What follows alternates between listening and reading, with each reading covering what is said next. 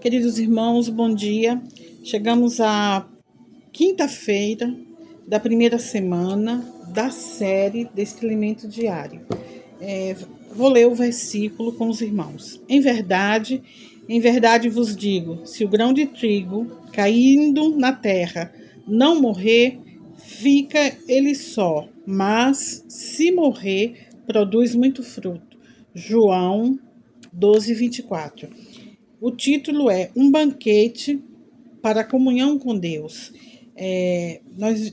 Nós sabemos que Abraão recebeu a visita de Deus, mais 2 anjos, né? No maior calor do dia. E Abraão lhes ofereceu, né?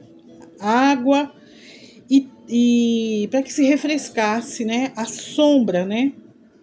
E também ele pediu para que Sara fizesse pão para que ele se alimentasse com 3 medidas de flor de farinha, né? Que fizesse pão para eles e botasse para assar lá nas cinzas, né?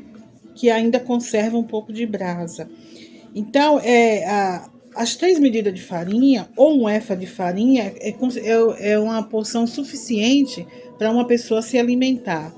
E também simbolizam, né, o Cristo ressurreto em sua humanidade, que ressuscitou no 3º dia, né?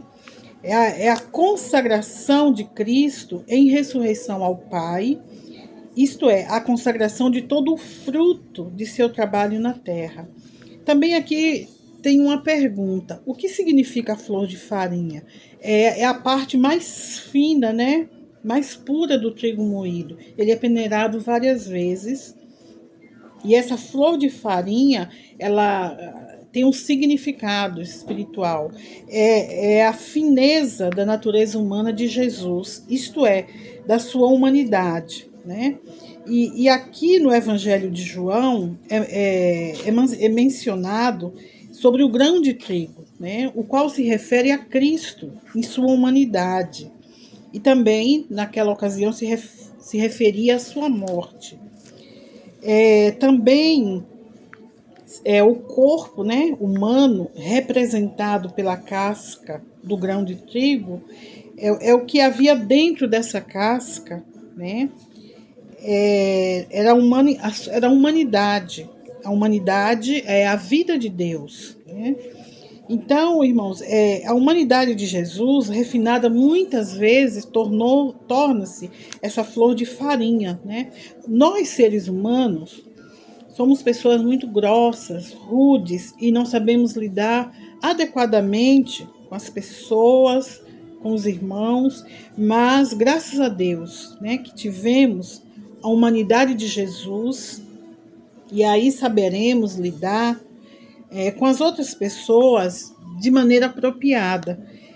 Cristo, ele provê até mesmo das virtudes humanas quando ruminamos a palavra, fazendo nela imersão. Então, pouco a pouco, a nossa humanidade torna-se a humanidade de Cristo, livre da nossa grosseria natural, né?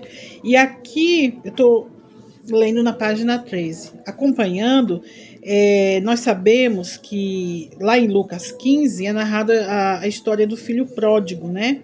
Então, quando esse filho retorna à casa,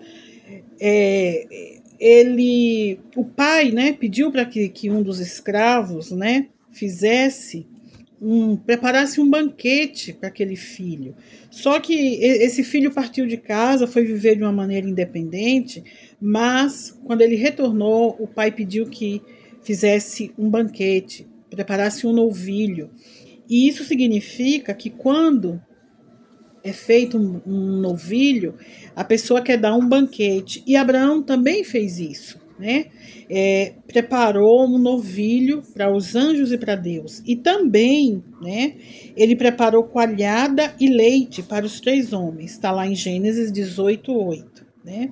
O que a luz da primeira epístola de Pedro indica que esse banquete preparado por Abraão, ele é composto por vários itens que simboliza o nosso crescimento de vida, né? Esse banquete representa as riquezas de Cristo em sua humanidade, morte e ressurreição, para a satisfação de Deus. Eu vou ler o último parágrafo com os irmãos. Portanto, Cristo é aquele que satisfaz a Deus e ao homem. Ao chegar à reunião da igreja, você não deve vir de mãos vazias, mas deve trazer tudo aquilo que desfrutou de Cristo. Ao realizar gritos de guerra e fazer a imersão da palavra, estamos preparando o banquete, que é o tempo que antecede a conversa.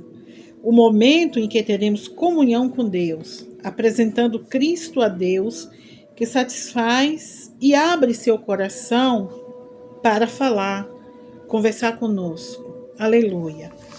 Desejo para os irmãos uma quinta-feira preciosa, né? Que possamos estar sempre oferecendo um banquete para o nosso Deus. Amém.